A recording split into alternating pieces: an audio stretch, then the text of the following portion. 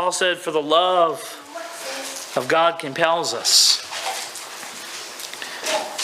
That the love of Christ and all that He has done and all that He shows us, it compels us when people are not on our side.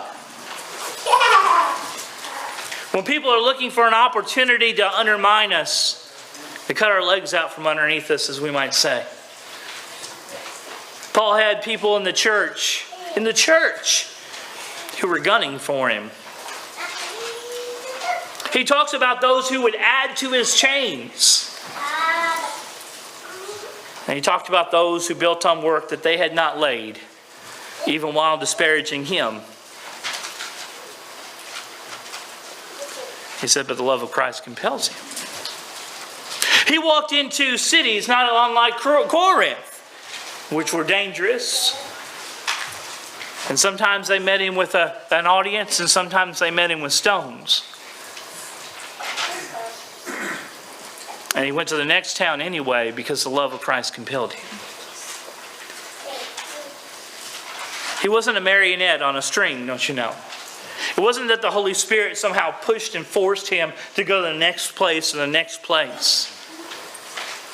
But Paul said, what Christ done. What Christ has done is why I go and keep going no matter what I face. And there's joy along the way. We read a passage this morning about the joy of Paul. And the joy of Paul was often in the work of God. More specifically, in the souls of the people he was able to touch. One day, and we know this, one day all this is going to be gone. It's going to be rolled up like a scroll. It's going to be gone. Take what you want of the passage, of it being burned up, if it being, a picture or a reality. It doesn't matter. It's going to be gone.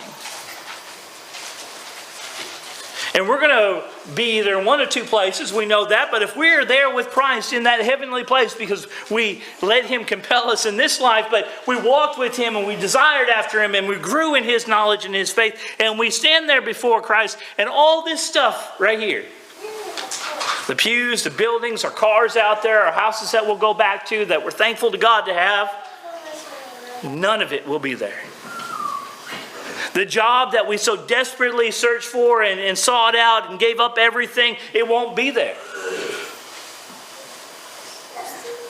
It's not that it's not important, but it shouldn't be that important.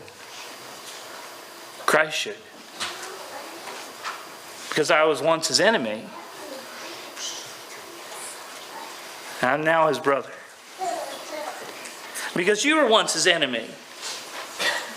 And you're now His brother or sister. Because we were once together the enemies of God, and now we stand as the children of God.